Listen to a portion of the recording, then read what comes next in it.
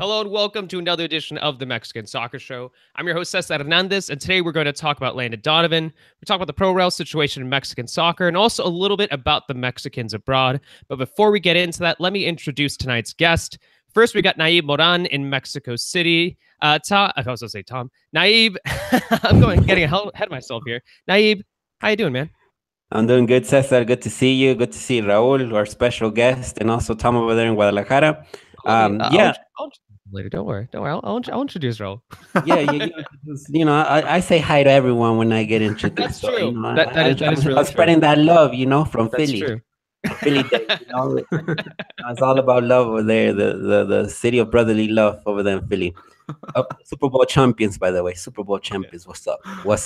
Liga MX. What can you say about it? I mean, I think it was a good game, that one. America Tigres with a strange referee calls, but Menes and Gignac scored, so I think it was a pretty nice one for the league. I think there was several French reporters on the site, so I think that's going to get a lot of repercussions over there in France about the league and whatnot. And I think that was kind of like what stood out this weekend in Mexico, no? Yeah. We've also got Tom Marshall over in Guadalajara, the world traveler, Tom Marshall, who's been all over the place. Tom, how you doing, man? I don't know where you're at right now. I don't know if you're back in Guadalajara. I don't know if you're in Dubai, man. Tell me where you're at. He's in a bunker in Manchester. I don't really go anywhere. I just get images and pretend. No, but it's interesting what Naib said about the French players scoring. I think from what I hear, it's like every time someone from France or even England comes over here, and other nations, I'm sure with Japan with Honda, it gets people talking. It gets people talking about the league, and I think that Mexico's going to become an increasingly attractive place to play for nations that historically haven't really provided players for the Mexican First Division. But from what I'm hearing, you speak to agents and stuff, and it's very much like, they want to get contact details. They want to get into this market. They're realizing that it's now on the radar, I think. Well, I can't wait until Wayne Rooney joins the league. We also have a very special guest who is making his debut. You probably know him as the Colorful Kit on Twitter, or maybe as the center midfielder for his FIFA Pro Club team. It's Raul Barraza. Raul, how you doing, man? Doing well. Nice and warm here in chilly Chicago, where I think we've gotten like a foot and a half of snow in the last 4 days, so it's all good. Well, stay warm, man. Stay warm. All right, guys, let's jump into the question of the week. And here it is. How many games will Landon Donovan start for Leon this season? Let's go over to Naib first. What are your thoughts? How many games do you think he's going to start? No, I think if he starts 3 games, it will be a huge surprise. I don't see him defying a starting place. When you look at, the front 4 that Leon has had so far in the season, Andrade, Chapito, Elias, and Mauro Boselli. Unless one of those 4 gets injured and there's no other option, because they also think about it, they brought in the Jamaican, Giles Barnes, English Jamaican, no? I think he has both nationalities. I mean, he's also an option, and he hasn't really had any minutes yet, So I think he might be ahead of Donovan at the moment. But, as we have seen so far, it's a great marketing move. I mean, Leon's already having a friendly against San Jose Earthquakes, and I think the way they announced that sort of piece of news was so interesting in Mexico, because there was journalists that actually thought that he was leaving Leon to go to San Jose. And I think that is kind of that meteoric or type of move that they did, grabbing the attention from the U.S. and also grabbing the attention here in Mexico. Dude, their social media team is just messing with us all the time now. Raul, what are your thoughts? How many starts is Landon going to get this season? Depends how many friendlies they play in the U.S. I mean, that's just the honest answer. I know he's going to start that game. I wouldn't even be surprised if he plays half the game for his new club and half for his old club. I mean, it's one of those things where, I don't know. I'm sure he'll get some Copa MX games, and a couple random 20, 30-minute appearances off the bench, but I don't see him starting. If he starts, there's a problem at Leon. Like Anib was saying, they have other options. Yeah. Tom, do you agree? I think he's gonna. Well, he needs to get fit first, and then we'll see. But I'd go 3 or 4 Same with Naib. I mean, I thought he did all right the other night. I thought his touch was good, but as soon as he sprinted near the end of the game, he kind of bent over and he was like, really trying to get some air into his lungs. He suffered, but Leon's quite high up. It's higher than Guadalajara, higher than Monterrey, not quite as high as Mexico City, but it is at altitude as well. So, after 2 weeks training or whatever he's done now, 2-3 weeks, it's simply nowhere near enough. I mean, that game the other day for Donovan was his first game of his preseason, and usually the preseason lasts at least a month. So yeah, I think that first of all he's got to get fit, but I don't know. I think he can contribute. I think it's going to be mainly off the bench, but I think he can give something. But yeah, I don't think anybody should be expecting him to kind of be starting every game. Yeah, the cup games are likelier, like Raul said, and when I say 3 or 4 starts, I mean league starts. I mean that's gonna be the surprise. In the cup, I think it's probable that he'll get as many looks as possible just to get him in rhythm, as Tom says. And it's looking like Leon, they do have one more cup match next week. And I mean, they already have, I think, 4 points. And with the Copa MX, what you need like 1 win, and then you essentially go into the next round of 16. It's fairly easy. So it would be too difficult for them to get into the next round. So maybe that's where he can make a little bit more of an impact. But guys, let's jump into the show. Let's start talking about Landon Donovan once again. Leon, they got that 2-1 win over Puebla. Landon stepped on during the 83rd minute and made his debut. Tom, you were at the game. What were your thoughts on Landon? What were your thoughts on the fans? Because I did see that it was the second lowest attendance of the weekend too, from the Liga MX matches. Yeah, what was it, the official attendance in the end? It was like 13,000. 13,000? 13,000 something from the league website, yeah. No way. Yeah, I mean, I think it was a bit of an anticlimax, you know what I mean? I think that obviously people in the States, especially US fans, want to see him playing and doing well, but I don't know, I just didn't think it was the reality. I mean, the reality of that game for Leon wasn't Landon Donovan might get a few minutes. It was, we've just lost 4-0 and 5-1. Like, we need to turn this around quickly. So that was the context that his debut was played in. It was absolutely essential for Leon to get the 3 points, because if you look at the past managers, even PC, Tena, and Torrente, all 3 of them have started quite well with Leon, and then they've just absolutely just jumped off a cliff almost and just completely stopped playing almost for the manager. And so I think it was important for Gustavo Diaz that his players reacted. And yeah, obviously getting the 3 points and a couple of early goals as well showed that, the players are definitely up for at least backing the manager at the minute. So yeah, but with Donovan, it was, I didn't really see many Donovan shirts. There is obviously excitement about how he's going to do, but it's not, and there wasn't any kind of foreign media there. There wasn't media from the US. It's all very much like, I don't know. I mean, it was against Puebla as well, so it's not the biggest game. But yeah, I mean, I'd say anybody thinking we're going to see 10 minutes of Donovan and then be able to kind of judge exactly where he's at, I don't think that's reality. I think this is going to take a lot longer for him to get into match fitness, match shape, and then we can start, analyzing whether you can legitimately do something in this league. But yeah, I mean that's what I basically thought. But yeah, I mean I only saw a couple of Donovan shirts. How much are they being sold for down there? It was 1,150 pesos, and I think the pesos is about 19 now, isn't it, to the dollar? So that would. But that's with the print in the back, Tom, with Donovan number 20. Okay. Yeah, that's with the print. So I think it's about what, $60.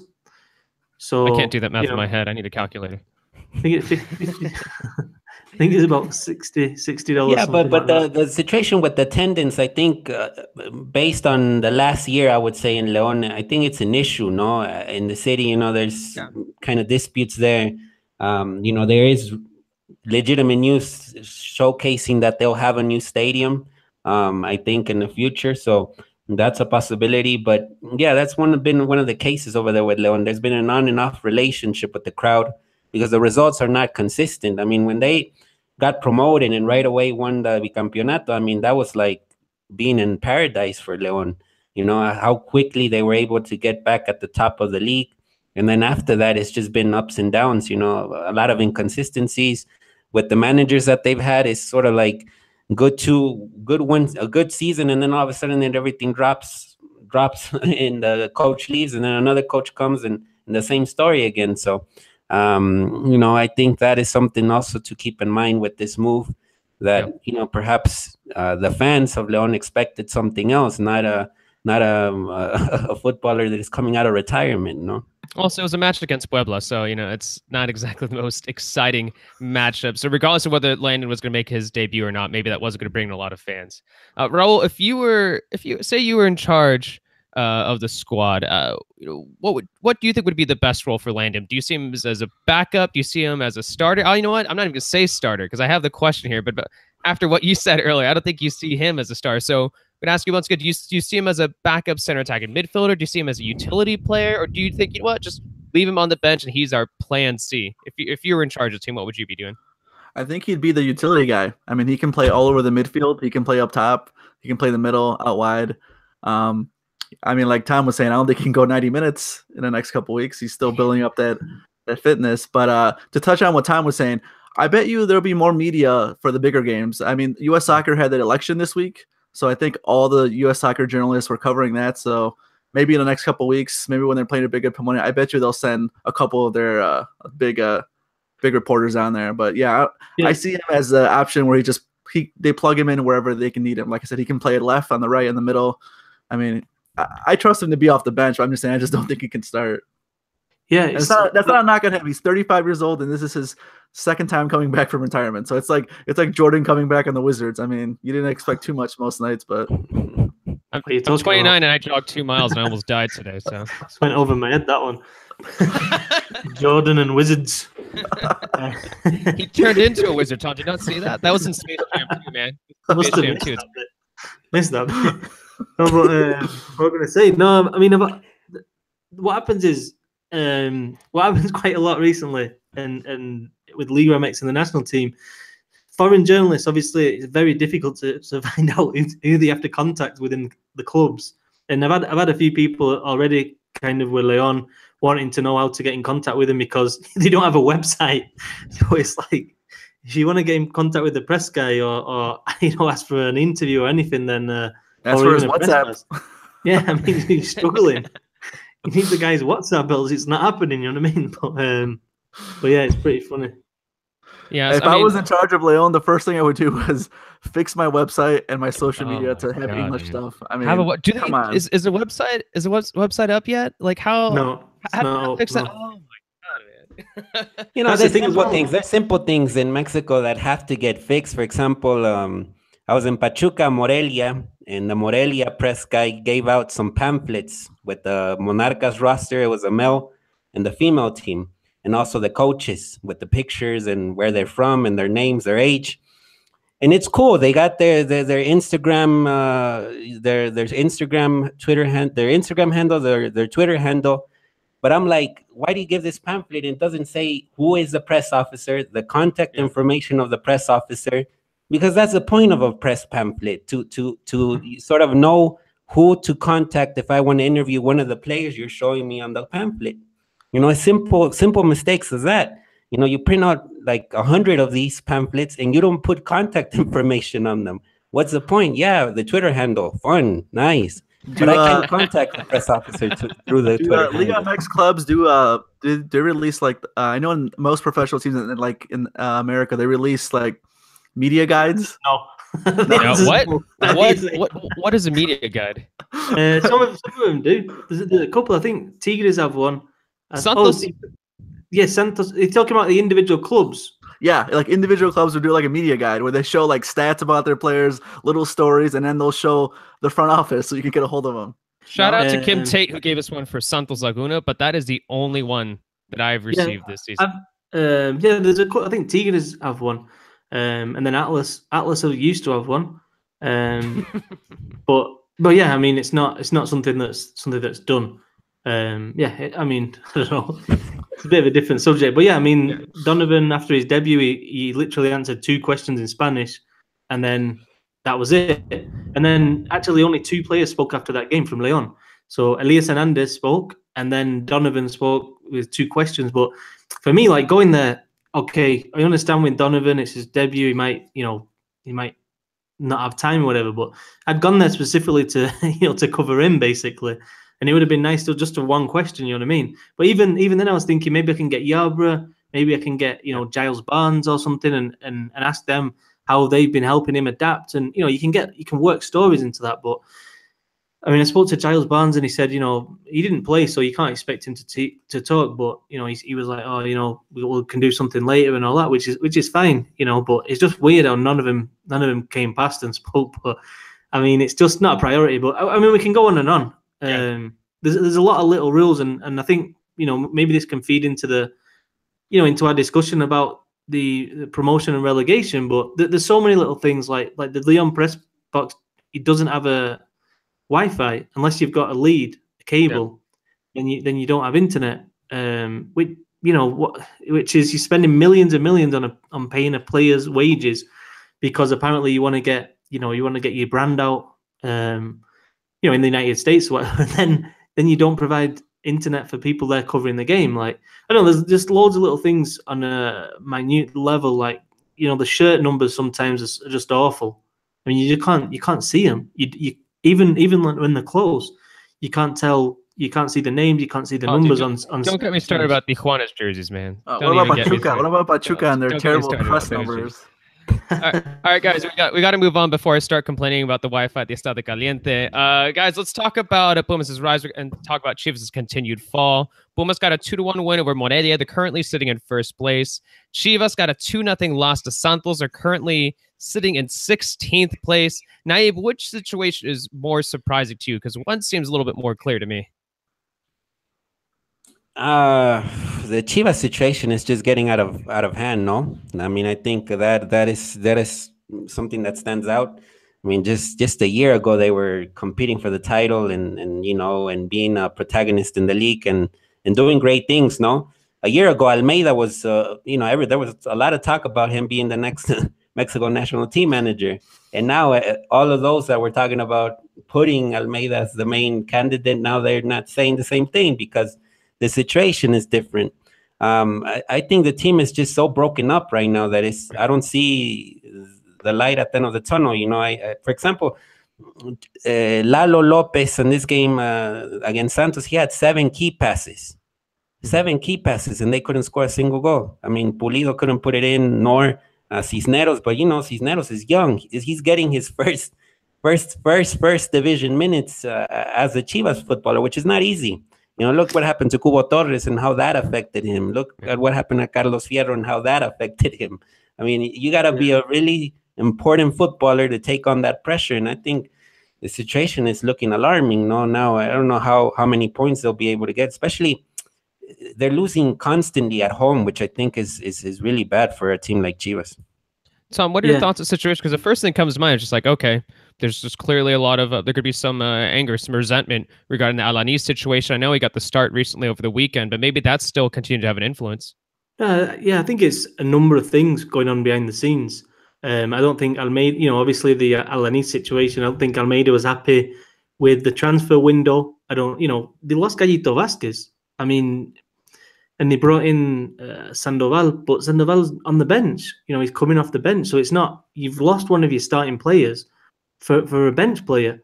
And so automatically the team was weaker, and then, the Alanis thing, and then Higuera, the CEO, he's not on social media anymore. He's not around the club much.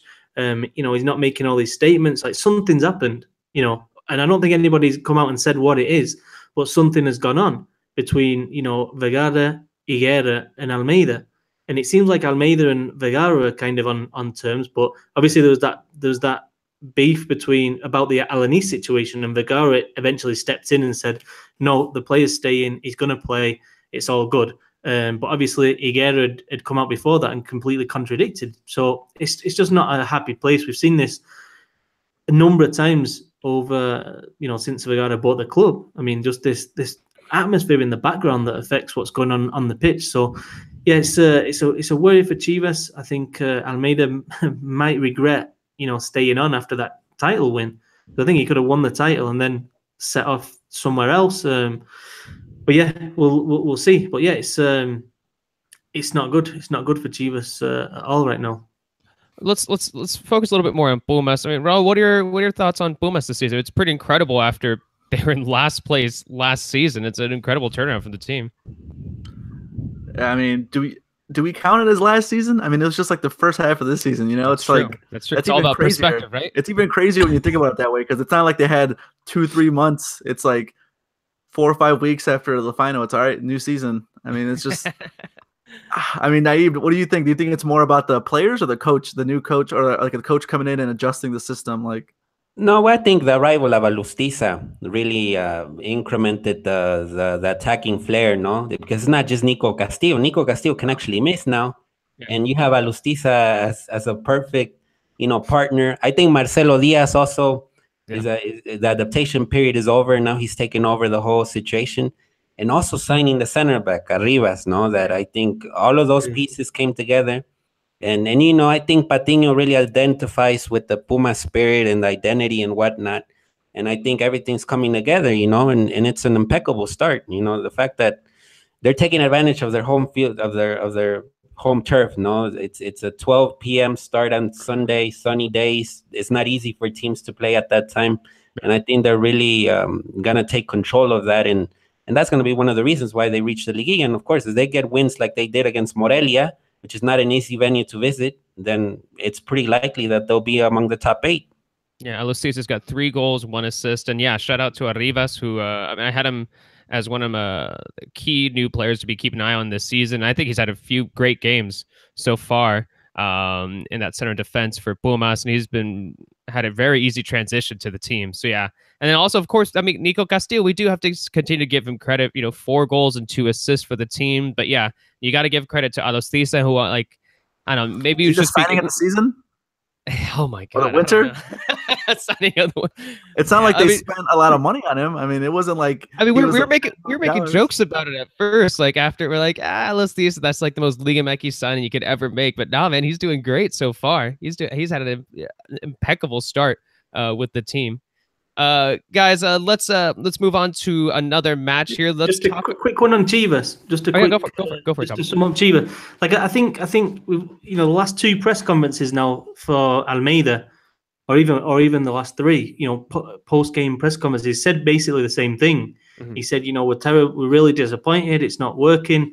We're going to redouble our efforts and do. But he said after the what was the game before Santos against Puebla, he was inside the dressing room for an hour, talking to the players, and then he said, there's going to be changes. We're going to make the changes, and next week we're going to go out, obviously try and turn the situation around, and then another 2-0 defeat this time at home to Santos, which not one of the strongest teams in the league, I would say right now, even if they had pretty high up, but.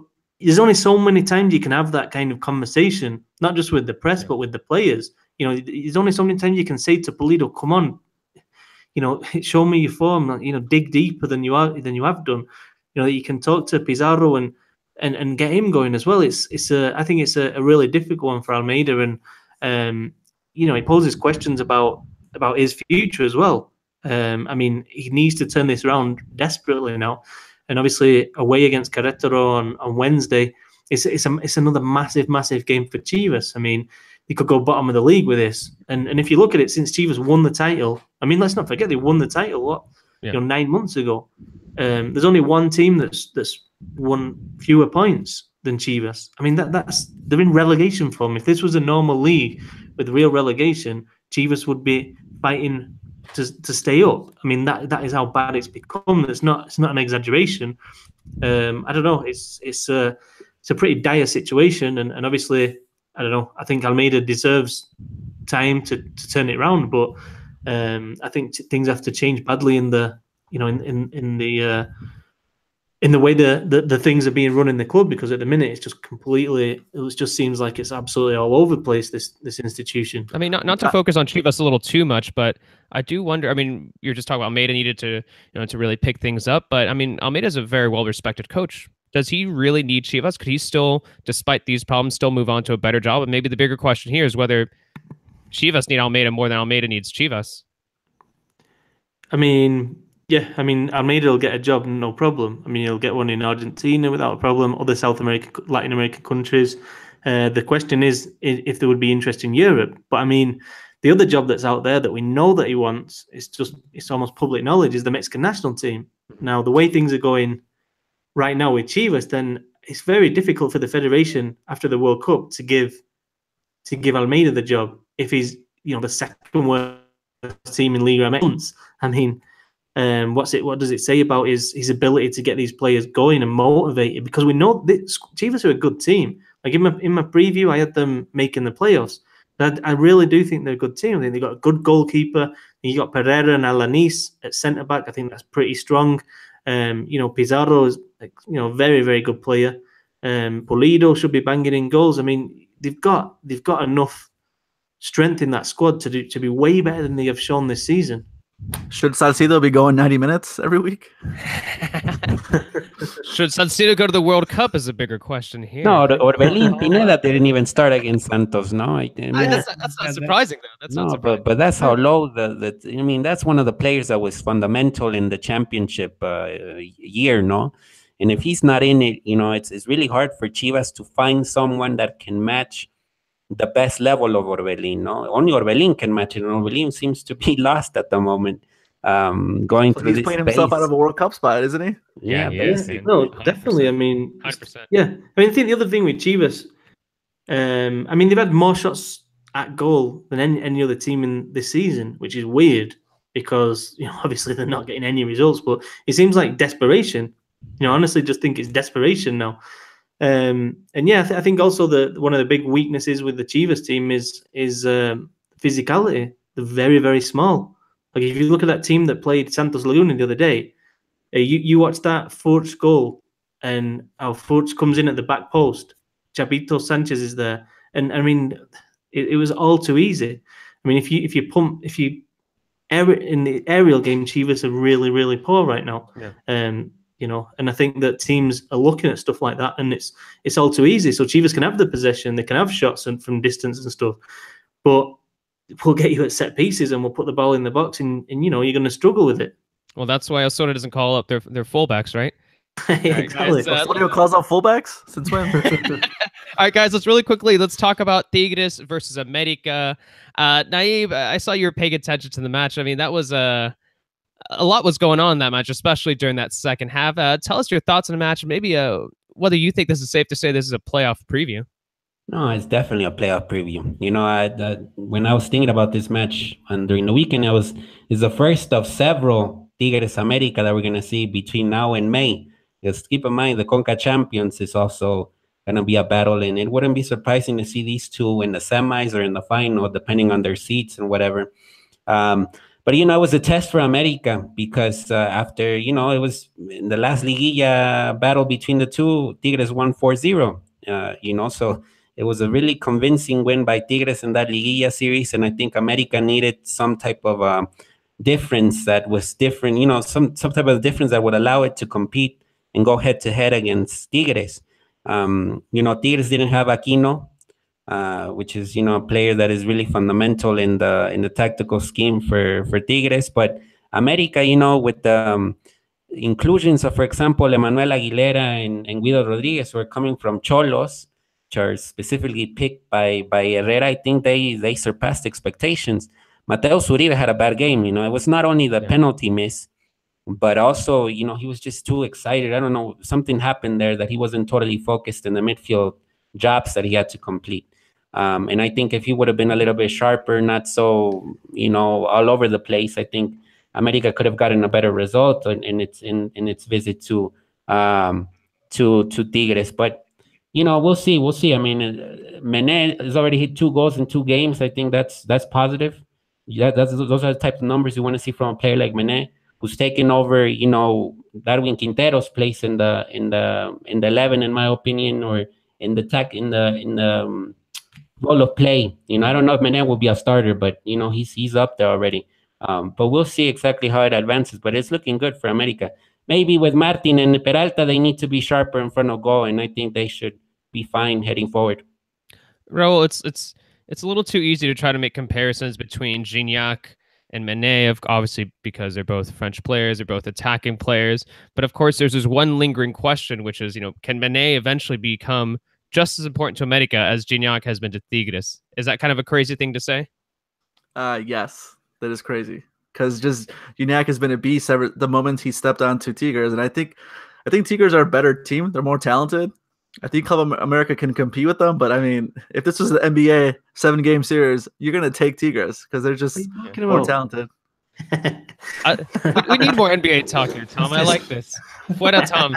Tom, we're gonna start talking about Latrell Sprewell. We're gonna start talking about Charles Barkley. I'm gonna send Tom Space Jam so you can watch it. So you can, Tom, have you actually watched Space Jam, Tom? No. What? Wow. Oh man. Wow. Okay. Well, we got to fix that. So, sorry, Ro, I cut you off there. Let's talk about Space Jam. Yeah. No, but I mean, can Menez? I mean, he can have an impact. I think he's going to have an impact. I think they're going to need to. I mean, you guys probably all love him too, but Peralta, I keep saying he's going to go to have a bad season. He hasn't really had one yet, but I mean, you can't keep counting on a 35-year-old, 34-year-old to compete week in and week out. I mean, it's just. We've been saying that since I've been saying that since 2015, man. I know, me too, but eventually it's gonna have to happen, They all can't be clinical players. So. Guys, let's talk about one of the more juicy topics going on right now. Just a quick one on the Tigres. Just one thing I find quite interesting is that I love this game right now and what it's become over the last couple of years. Because it's become one of the most watchable and must-watch games. You had the final, the Apertura 2016, was it 16 title, which was an amazing final.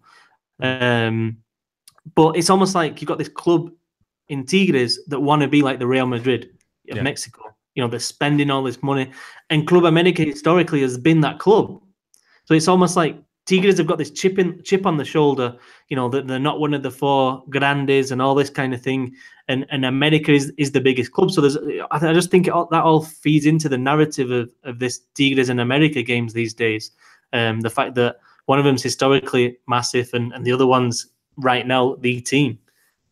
Especially since that is a huge argument that you'll see from a lot of like America fans, or you'll see it from like other big fans too, where just like, oh, no matter what like Tigres do, I mean, they're still not one of the grandes. They're not one of the grandes no matter what they do. But that is interesting to note, because that is a big talking point that you'll see frequently from the fan base. All right, guys, let's now talk about the Pro Rel. You've seen the rumors, you've seen the articles, you've seen the arguments, you've seen some strange arguments. We're going to go over to Tom on this one because I saw they wrote an article recently about this. Tom, give us an update. What's going on? For those who are a little confused about the Pro Rel situation, what could possibly happen, what's being discussed, let us know what's been happening recently. Oh, well, basically, last week it came out that the Liga MX and the Sporting Development Committee, or whatever it's called, is looking at potentially suspending promotion and relegation from the first 2 divisions for 4 years because some of the teams aren't financially doing very well in the second division, to kind of shore up the first division as well, so to help them be able to spend money. And obviously there's been a massive reaction. Now, Enrique Bonilla came out today and he said, this is only one of the ideas on the table.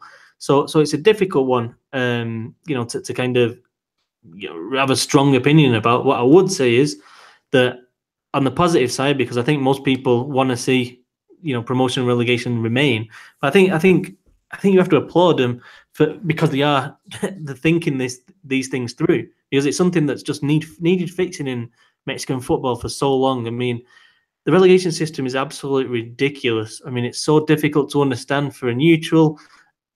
It's like a separate league, so it's even for somebody who's like quite a big fan of the league, it's difficult to keep up with. It's almost like, and plus it's almost not there anyways, because it's based on the points per game average over the past 3 years. If you're a big club, you can spend the money in a couple of transfer windows and you should be able to be safe.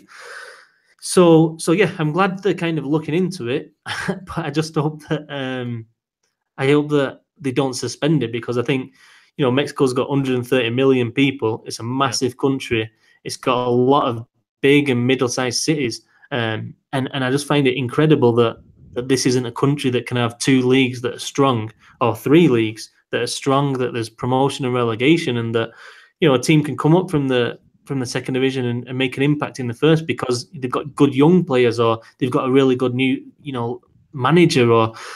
And I think that if you just keep it and you don't have promotion and relegation, then you lose all that. And I think they have to find a different way of you know, of solving this problem. I mean, Raul, I mean, doing away with Pro Rel even for a trial period, I mean, that's awful, right? I mean, is there any silver lining here? I mean, we were talking about before the show whether any of us thought it was a good idea. I don't think any of us did, but what are your thoughts?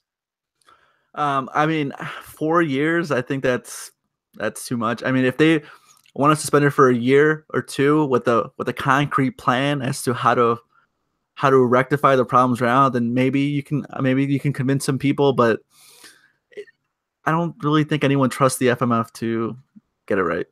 I mean, it's just simple as that. I mean, how many years has the second division been this bad? Yeah, I mean, but the thing that I don't understand is I've not quite got to grips with the logic of this 4-year thing.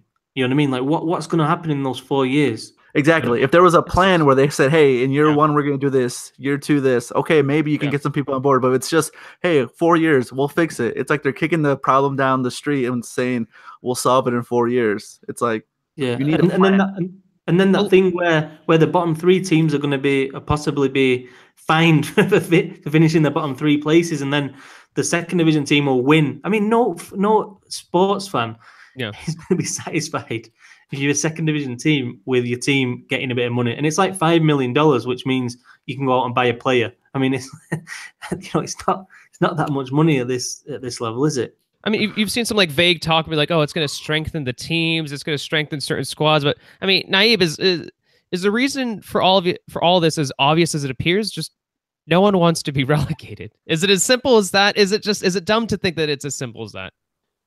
It's complicated. I mean, I told you guys before the show, I mean, there's one thing that a lot of Mexican owners like, and that's money, you know, and one of the things is, you know, you have clubs, for example, you have Grupo Pachuca that owns, you know, 2 clubs, León and Pachuca in first division, but they also have Mineros in second division.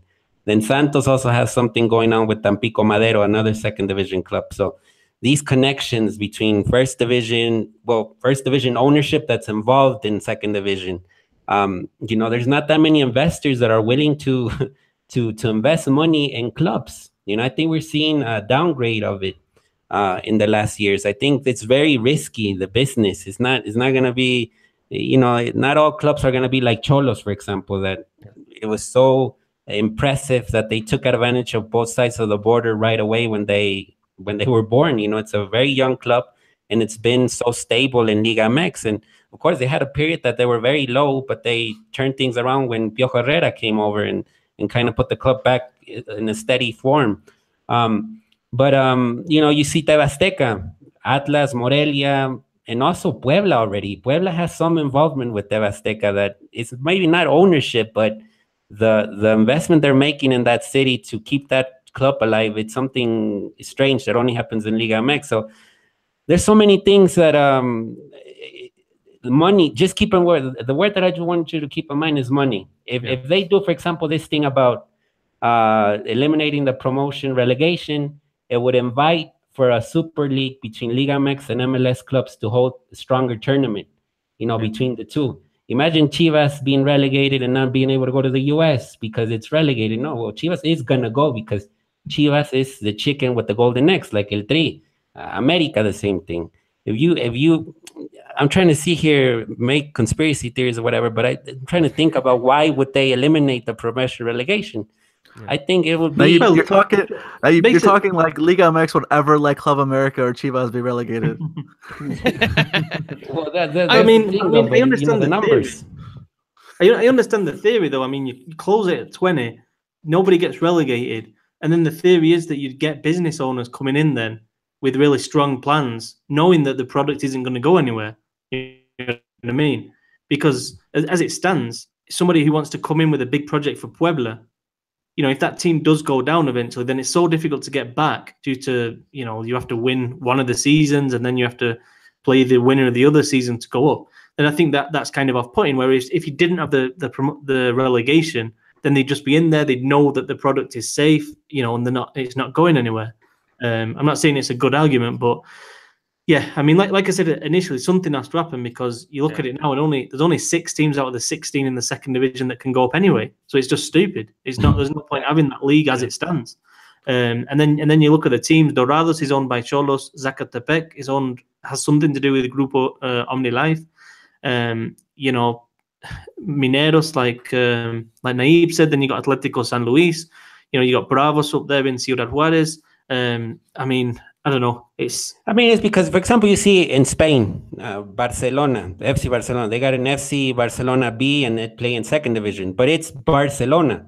I mean, the same goes with Sevilla, and they can go up. And here, you know, you have these situations where, you know, the same owner could end up owning 3 clubs in first division. I mean, there's rooted problems in Mexico that have to get fixed, you know, and maybe, I don't know, this pro relegation deal has something to do with it. If it's gonna fix all of a sudden, if you eliminate that, then it's gonna allow for clubs to not, you know, for multi-ownership to not be so como se dice, so common, you know. And I guess that's kind of the plan that they're thinking. But their argument for the multi-ownership is that there's not enough investors to come in and own a club. Now, I think that, I don't know, I'd challenge that, because I think if you opened up the relegation, you're the opposite of closing it down. You actually opened it up. You know, you had a first division with 20 teams, but the bottom 3 go down. Then you had a second division with however many teams you want to have, and the top 3 go up. You know, I just think that would be it's just easier. I mean, I know the model's out there. You see, I mean, I think the problem is the owners. It's media companies. Yeah, that's one of the issues. So say San Luis, you know, they got this big project for Atletico Madrid. They sign Falcao, they sign, you know, Nino Torres, whatever. They move up to the first division. Well, all these other media companies like, well, we're not going to pay you money to put your games on TV because we don't want to give you more money because our teams are in the same league. Yeah. And that's what worries me the most too, is that you see a team like Atleti coming in and owning a second division team, and I like that, because I think in a league that's growing, I'm not just saying like Liga MX, but, you know, potentially the Ascenso MX, because Liga MX is growing, that there'll be investment that thinking potentially they can move up to the first division, make a lot of money. And I think when you globalize and you want those companies from outside of Mexico to be investing, and then suddenly there's this talk that Pro Rel could be ended, it's just it's really unfortunate, because I really do wish that some of those second division teams would be a lot stronger. And just to change topics slightly, I mean, Tom just brought up a little bit there with potentially 3 teams going down, 3 teams going up. But ideally for you guys, and I'll go over it because Tom already gave us his idea. I'll go over to Naib on this. If it were up to you, Naib, what would the Pro Rel situation look like in Mexico? Shoot. I mean, I just wish we had long-term seasons and not just short-term seasons. Yeah, me too. You know, that would make life so much easier. I mean, you have a long-term season, the two or three that are bad go down. Yeah. And then the 3 that are good in freaking second division go up. You know, simple as that. Yeah. You know, it's just so complicated. Look, Liga MX is so complicated and it's badly organized. If you combine those two, you get this kind of stuff happening. You know, now what's the direction? Well, we might copy the MLS because it's kind of working, and you know, there's so many connections between MLS and Liga MX. Why not do it? I mean, that's how I'm trying to get in the owner's head and think why the heck this is put on the table in the first place. You know, because the reason that Enrique Bonilla came out today is because there's something going on behind the scenes, and they weren't telling the Ascenso MX clubs, and all of a sudden the Ascenso MX clubs were like, hey, wait a second, what are you trying to do without hearing our voices and whatnot? You know, and in this show we also talk a lot about how divided Liga MX is. Ascenso MX clubs have shown more union in the last days than Liga MX clubs have shown in the last year. You know, being together, working for a singular cause. And here Liga MX is just, like I said in the beginning, it's just about money, seeing ways of incrementing that. And it doesn't matter if it hinders kind of like development of the sport, no? At the end, it's just about what the business gives out. In Mexico, is Liga Ascenso, is it the same as Liga MX where every team has their own TV contract?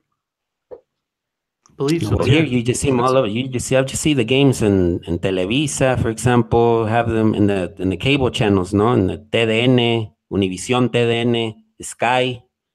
But it's some games. Yeah. But every team makes their own contract, right? It's not Yeah, one. so. If they can, contract, right? if they can, okay. Yeah. because, but yeah, I mean, it goes back to something else. This as well. That it's like the legitimacy of the league. You know, there was the former Mexican president Zedillo. He said he once said Mexico's 3 challenges. He said rule of law, rule of law, rule of law, and it's like in the league, it makes it so wishy-washy. Like this, what's going on? And imagine the press now, like Atletico Madrid bought the club, and then all of a sudden they're talking about maybe bringing in relegation. I mean, ending promotion. I mean, imagine the negative impact that's going to have on the league for other people potentially thinking about investing. You know, I don't, and the way that clubs historically have bought other franchises to stay in the league after they got relegated. I mean, it's just, it lacks the legitimacy. And then they do these, and then there's some rules that they do stick to. So, for example, you can only go if you've got a stadium. Well, what's going to happen when Oaxaca potentially wins the final because they're the current champions? What happens when in May or whatever they win promotion, and you've got a region of Oaxaca, you know, beautiful city, a team that's deserved promotion because they've done everything right. Yeah, they've done everything could. Yeah. I mean, what are you going to say? Oh, you've only got 15,000. I mean, what about you can't come up? You've only got 15,000. They've got a nice modern stadium from what I've seen, and they suddenly can't go. Well, what's the point of having a club then? Yeah. Just to hang around in the second division. I mean, it's just, I don't know. It's a question of legitimacy as well, and I think it's something the that logistics as well. No, Tom. I mean, it's just how complicated it is for a club that is barely getting promoted to stay afloat in the first division. We saw it with Leones Negros, we saw it with Dorados. Now we're seeing it with Lobos, WAP to a certain extent, but I think Lobos have been so lucky to have the connection with Tigres. Tigres. How many Tigres players are in Lobos right now? They got it, loans, maybe 5 or 6. Pedro Aquino is not, but the Peruvian Pedro Aquino is actually from Monterrey. He's owned by Monterrey. He's on loan in Lobos. So the Monterrey sites are helping Lobos to stay afloat in first division, with their excess of foreign talent that the Monterrey clubs buy. They're shipping them down to Lobos, but not all cases can be like Lobos, that they have this. So, I mean, it is the complications of things. And it's unfortunate because if you do get promoted, even though it's more exciting to watch Lobos swap, you got to adopt like a Necaxa style. Just sit back, just be scrappy, foul the team, just be extremely defensive, and then maybe you'll last another year in the league. But just to wrap up this section, I mean, just really quickly, from my understanding, the General Assembly needs to approve this, and they need 80% of the vote, and Liga MX only has 55% of General Assembly control. So, I mean, my guess is that it's not going to go through. I don't know. Yeah. Tom, you're about. But it goes back to the old thing. I mean, if they want to get it through, they'll probably find a way of getting it through. Yeah. You know what I mean? Even the rules might say that, or I don't know. It's like I said. I think it's to start legitimacy, and they need to sort this out because, they need to find a solution because at the minute, this is just really, really bad press once again for the league. And they don't need it. It's coming at a time where I think the quality is actually going up. Like you watch that Tigres America game and you think, this is a really good game. There's some really genuinely good players involved here. And then you get a couple of days later all this talk about ending relegation and promotion, and I don't know. I just don't think it helps at all. All right. Well, before we give up and just completely leave the league because we're so bothered with it, let me ask another question. It's not actually from me. It's from one of our $5 plus Patreons for the Mexican Soccer Show. It's from Francisco Zanteno. He has actually 2 questions, so he's kind of cheating here, but whatever. We'll let it slide. All right. So his first question is, what factors go into not having many young Mexican coaches in Liga MX or abroad? I mean, I think that we've talked about this before, right, guys? I mean, we've said that the same factor of players not moving abroad is the same thing with coaches. They get good pay, and it's a comfy lifestyle. So why move abroad? I don't know if you guys agree with that statement. TV jobs. TV jobs too, man. I mean, it's a similar problem that some sports in America are having. Like, why do I want to go be an assistant coach for a couple of years and then maybe be a head coach where I can just go to Televisa and get a nice cushy job? Yeah. Why take any risk? Living that good Mexican lifestyle. Yeah, I mean, when I'm going to get fired if I lose 2 games in a row. I mean, you got to take. I think a lot of Mexican coaches have to understand that they have to take risks in order to succeed. I mean, they got the prime example in the current Mexico national team manager, Juan Carlos Osorio. I mean, look at how much he had to go through in order to be where he's at right now. Yep. You know, he left his comfort zone and did so many things in England and the U.S. Well, that's what Mexican coaches have to also start doing. You know, if they want to be recognized and want to have a better, you know, outlook of things in the sport, you know, because in Mexico it's so close-minded in a sense. It's sort of like all Mexican coaches admire La Volpe, but there's more than just La Volpe, you know. There's more than just Manuel La Puente. You know, there's more in football than just La Puente and La Volpe, no? It's the famous La Puentismo and the famous La Volpismo, no? And I think that's what Mexican coaches have to do. But, you know, once they get those nice contracts in Liga MX, why would they want to go abroad and test their limits, you know, what they have to do, you know? So it's difficult there. I mean, you wish more of that kind of happened, but it's hard for it to occur, no? Yeah. Wouldn't having a strong second division be like a breeding ground for some coaches? Yeah, exactly. A slightly less pressure, you know, position as opposed to I'm going straight to Club America. Maybe I'll go coach some second division team, try to, you know, get promoted and then get a different job. Same thing with like young players too. Get loaned to like some good clubs. That somewhat answers the second question from Francisco, which is what would be something you would like to see change to help more young Mexican coaches be part of Liga MX? And I think a lot of that, have a little bit more fluidity from the first division to the second division would help a lot of those young coaches. So I think that just having that strong second division would just really boost Liga MX, really boost the national, really boost Mexican coaches' opportunities. But Tom, what are your thoughts on this? Yeah, I think it goes right to the grassroots. I don't think that the way the game's structured from the bottom up isn't great in terms of, you know, education for coaches. I don't see it. You know what I mean? Very few courses, very few ways of gaining, you know, becoming a coach and becoming a high level coach. And I think you have to start there. It's not. I mean, I know the old school mentality is, why am I doing these courses? I was a player. I know how to play. I know how to do the training, but it's not like that anymore. Yeah. You know, there's a reason that, you know, for example, in UEFA, you have to, or in certain leagues, you have to have a certain level. Like the German example, you have to be a certain level of the UEFA qualification to get a job in the first division, and that doesn't exist in Mexico. I think that. But I also think, I mean, I know this is going to be really, really controversial, but I think it's a cultural thing. Ooh, okay. I mean, I don't think the conversation surrounding the game is as vibrant in terms of I'm not saying there's no interest. I'm saying there's very little just culturally talk, tactical side, all that kind, you know, training methods, those kind of things compared to other countries. And I think that feeds into the, you know, Mexico not producing a lot of coaches. But I think it's a massive problem because I think it affects the players as well. It's not just there aren't any in Liga MX. It's also how good are the coaches at youth team level? How good are the coaches at under 5s level, under 10s level? You know what I mean? Who are actually, you know, they're teaching these young kids how to play. So when you get the product that arrives at the Liga MX academy, then where's that standard? And then you go into the academy and how good's that coach? So even before you get to a young Mexican manager becoming a Liga MX, you know, getting a club, then I think there's a lot of things that have to come right behind the scenes, you know, to kind of foment that kind of that situation. And yeah, I think it's really worrying, to be honest. I mean, I don't see any. For example, you see Iceland, Tom. I mean, Mexico's going to play against in March. You know, that's kind of a style that Mexico has to look at, even though Iceland is not your footballing potencia mundial, no, your strong team. I mean, but the way that they just constructed themselves from the grass roots all the way to the top. Now, you know, what they did in the Euro and beating England, and I know that one hurt, Tom, but you know, that's kind of a thing that Mexico has to look at as an example. Well, they made a serious effort to get so many of those coaches to have UEFA coaching licenses. It's something pretty incredible with the ratio of coaches who have, or I think even youth coaches who have like a really credible coaching license to the number of people that they have out there. And then you just gotta make that investment. You gotta make that effort. And over time, we've seen what's happened with the team, and that's just not something that's happening with Mexican soccer.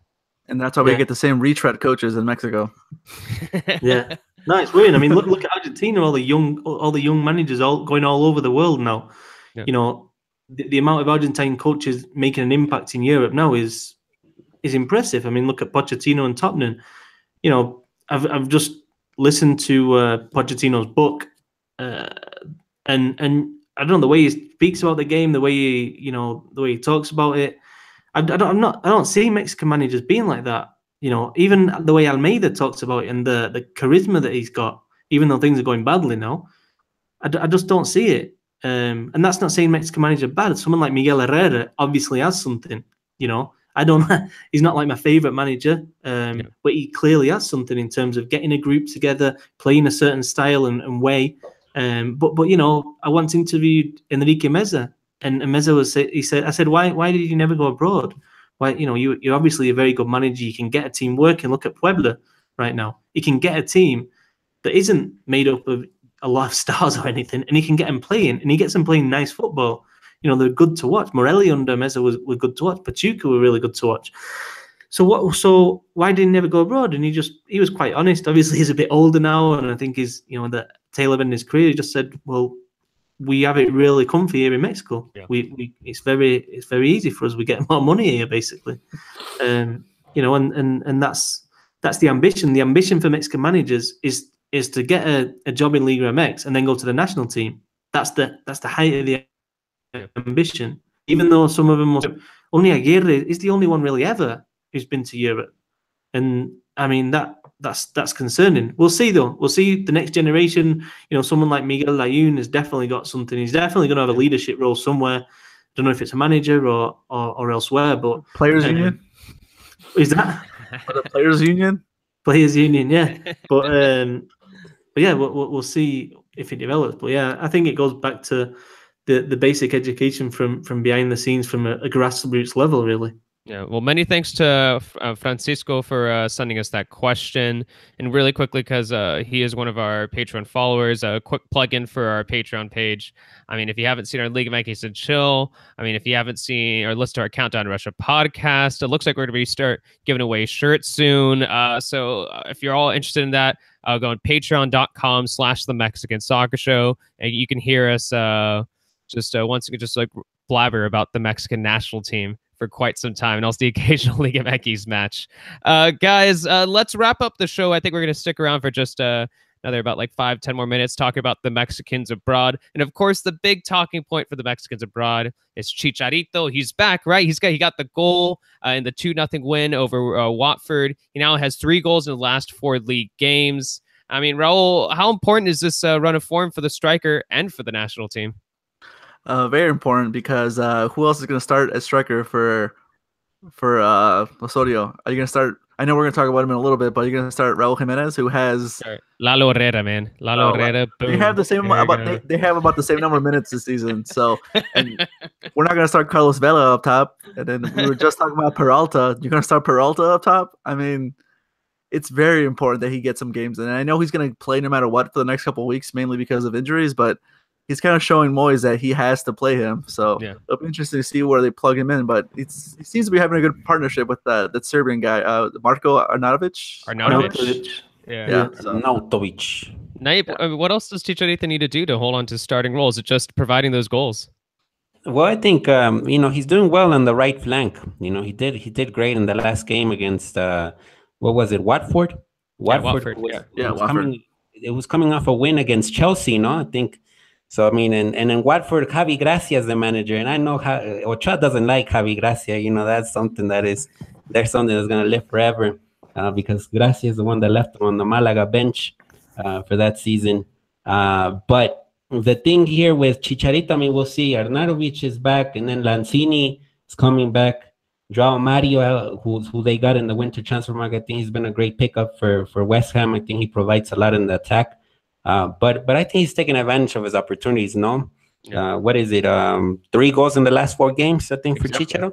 Yeah, you know, good dribbles, you know, breaking people's backs. You know, I think that is all. Well, hopefully not literally. That's pretty serious to be breaking The backs, the ankles, whatever, everything. No, Chicharito is a cheech master, the Chicharito. He's turned into a wrestler. Yeah, a wrestler. No, but no, he's doing great. I think hopefully he can keep on going and you know arrive to the World Cup in great form. No, because it looked like he wasn't going to stay in West Ham, and now he's staying and he's making the best of the minutes. He's even hugging David Moyes now, so I think that's all good. I think Andy Carroll's out for another month at least. Andy Carroll, yeah.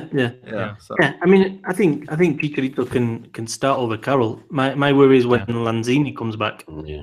Yeah. And you've got Lanzini and Arnautovic because they work well together as well. But I mean, obviously you covered most of it on Chicharito. The only thing I'd add is, you know, I went to that game West Ham Huddersfield early in January, midway through January, and it looked absolutely finished at the club. I mean, he didn't come on.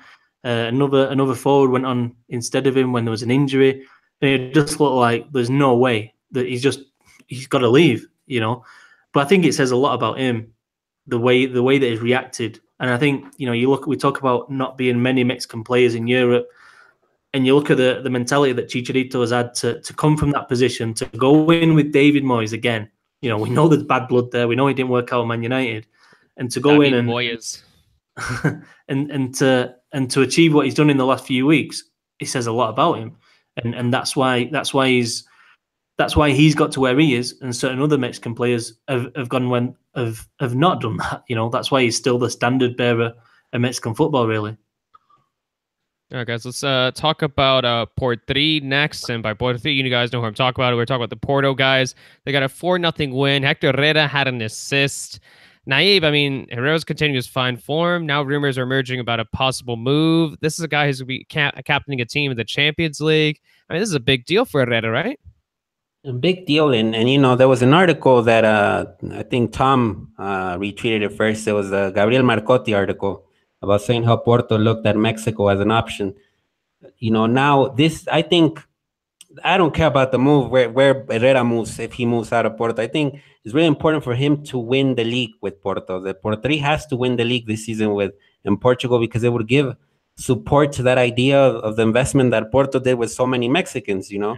I feel that Herrera is the standout right now by far. You know, Reyes is nearing, actually. Reyes has been pretty good in the last month. Yeah. I think Tecatito has to improve immensely. And I think has to provide more in the attack. You know, it's been 5 starts, I think, in January. And since January, 5 starts since January, league starts, and he only has 1 assist. There's no goals. You know, he has to be more important there. I mean, I think he has to take advantage of those starts. And we'll see if he starts against Liverpool. But, you know, it doesn't get better than that. You know, going to Anfield and you know, facing Jurgen Klopp and whatnot. All of those ingredients are important for the development of Herrera's, and a player that, you know, he's going to be one of the most important ones for El Tri in the World Cup, no? Yeah. Raul, your thoughts on Port 3, maybe even something on Reyes? Because, I mean, it looks like it's kind of a crisis averted after really worried about him earlier this season. Yeah, I mean, one of the teams that were looking at him was Real Sociedad, and I think you can kind of scratch him off the table since they got Hector Moreno.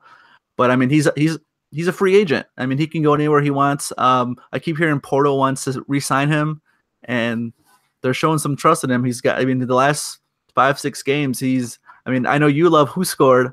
I mean, he's like at a 7.7 his last 6 league starts. I mean, and where is he playing? He's playing at center back. So he's doing well at center back. I agree with Naive that Herrera, he's kind of rekindled it this season after kind of struggling the first month of the season. He's the captain. He is the captain there. And I will disagree on one thing. Tecatito, he only has 1 assist the last 5 games, but he's actually backtracking. I mean, he's backtracking. He's playing defense. He's pressuring. I mean, that was one of the big knocks on him, and that's one of the things that Osorio said. Maybe I think last summer that he didn't like that he didn't backtrack. So I think that's going to help Mexico. They can trust him to play a little bit of defense, at least just to stop the counterattack. So. Well, now the next Porto game, we're just going to be keeping like an eye on that. And if he doesn't backtrack, we'll be like, oh, man, Raul, what an idiot. He told us he was backtracking, man. Complete lies. All right, let's talk about one more thing before we wrap up the show. I mean, obviously we could talk about Gouveia, we could talk about Moreno, we could talk about Layun, Guardado, but I think one player I do want to sneak in here before we wrap up the show is Lalo Jimenez. Herrera? Oh, no. Lalo Herrera. No, I had that, but I thought, you know what? Let's not discuss that, even though he should be captaining the World Cup, right? So Tom, Raul Jimenez, Benfica got a 3-1 win without much help from him. He only has one league start this season. I mean, should we be freaking out, or should we not be freaking out that much because Chicharito is getting a little bit more minutes with West Ham? Well, I don't think it's worth freaking out because it's been the same situation for a while now. Yeah, that's true. I mean, but yeah, I mean, Raul Jimenez, it's not been good, has it, since he's moved to Europe? It does not happen for him. And I think that obviously he's 26 years old now. He's going to be 27 at the World Cup. He's not a young player anymore. You know, sometimes with Reyes and Raul Jimenez, we think, oh, they're young, you know what I mean? Even Tecatito's 25. I think he scored, 5 goals in the last 40 appearances for Porto, a team that absolutely dominate games. Well, according to Raul, he tracks back a lot. He tracks back now. He tracks back. Maybe he should play fullback. You know what? He might. He might put in there. Left wing back. But yeah, with Jimenez, it's just not worked, has it? This European experiment hasn't worked, and he doesn't deserve to play at the minute. And that's not. I'm not saying he's playing terribly, but you know they've got Jonas who's scoring at a better rate of than the goal to game in the league. He's got 25 goals in 22 games. So how are you going to play? How are you going to change the centre forward who scored 25 goals in 22 games? I mean, it's just not going to happen. So Raul Jimenez basically is waiting to see if Jonas gets injured. I mean, that's the only way he's going to start games for Benfica. So hopefully at the end of the season he moves on. But really, if you're not a starter in Benfica, then where do you go? I mean, I don't know. I never understood the Premier League rumours because, like, for the very same thing, if you don't start for Benfica, then the Premier League's a completely different ball game there. You know, and if he got signed for big money to Benfica, he'll be on really good wages. Then you look to Spain and you think, what Spanish clubs could afford him? And again, I don't know. I mean, and then you think maybe he could come back to Mexico and, America would have him back straight away and he'd get paid better than he would in Spain. So I don't know. It's I don't know. He needs a really good World Cup. Especially because he went to Atleti, and then when he went to Benfica, we're like, okay, he's making that move down. They're going to give him the number 9 shirt, and he's going to become a starter there. And now he's even a backup with that team that he moved down to. So it has been really unfortunate to see. And like you said, Benfica hasn't been a good club for Mexicans. Remember Kikín Fonseca? He went there. I mean, it was just like hello, goodbye from Kikín. The same thing with Raul Jimenez. It's like hello, goodbye. I think they were kind of counting on Jonas breaking down a little bit, but he hasn't. Like Tom was saying, he's averaging more than a goal a game, and he's a little bit older, but he's like the Peralta of Benfica. He just keeps going. I think Benfica must be happy with having Jimenez on the bench because he started most of their Champions League games. That's what I don't get. Like he was their starter. But the Champions League was bad. Not Raul. It was horrible. It was terrible. There were the 2 seasons where he got some key goals at the end. So I think that they like the fact that he's there as a good plan B. Yeah. I think they know that he's a very good plan B. So yeah, he's not going to be a starter, but they're happy with him being as that. I guess he could be the new super sub now. If we're going to talk about Mexican super subs, and that's now what he's become. All right, guys. Thanks so much. It is a bit worrying though. You've got like a 33-year-old Brazilian Jonas who's got absolutely no chance of making the World Cup, and then Raul Jimenez. I think he's up there during qualifying. I think he was one of the. I think he played. He was in like the top 3 or 4 for appearances for Mexico. Or under Osorio, Jimenez has played a surprising amount of games. Without even getting into like Benfica's team, which is. It's a bit concerning. Well, let's look at the Mexican forward pool versus the Brazilian forward pool. All right. Raul, Naive, Tom, thanks so much. Thanks everyone who was on the chat. Thank you everyone who was listening to the show. And like usual, we're going to have Naive close out today's episode. So yeah, I mean, I think this weekend a special mention to Omar Gouveia. No, I think if Osorio watched that game, I think Osorio talked today in Dallas, And it would have been nice if someone asked him about Gobert's situation and what's the deal there. You know, he was almost called up to the San Antonio friendly. But yesterday, it was that sort of match that all of Mexico watched it. You know, it was Standard versus Moscron. And I think he was sent off in the 90th minute, but the game was just spectacular from Gobert. A lot of stuff offensively, and then defensively, you know, he had off-time tackles, but for the most part, they were timely tackles in the area. So I think it's a story to follow. I think it's not over yet. And we'll find out in March if he does get called up for the friendlies against Croatia and Iceland. Yeah, let's definitely keep an eye on that, guys. So thanks once again, and we'll see you all next week. See you guys later.